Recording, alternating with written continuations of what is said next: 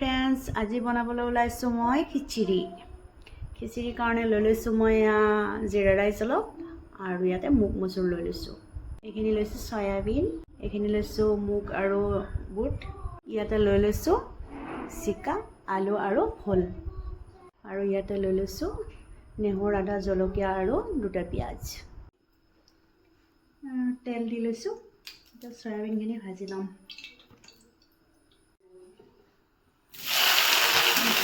ধুনীয়াকৈ এইখিনি ইয়াতে ভাজি ল'ম তেলতে। এতিয়া বুটখিনিও দি দিলোঁ। এতিয়া ঢাকনিখন লগাই দিম।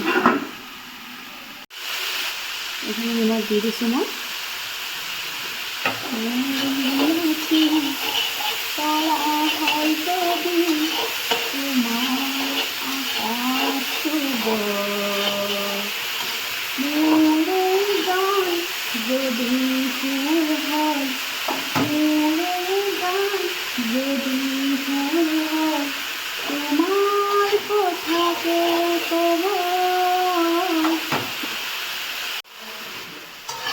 মছলাখিনি দি দিলোঁ, দেখুওৱা নহ'ল, আৰু হালধিখিনিও দি দিলোঁ। মছলা ভজা হৈ গৈছে। ইয়াতে মই চাউলখিনি আৰু দালিখিনি দি দিলোঁ।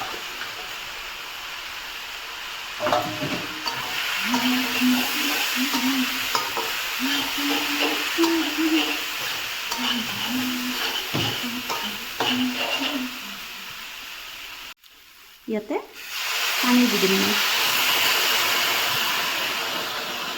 এই খিচিৰি উতলি আছে আৰু হ'বয়ে।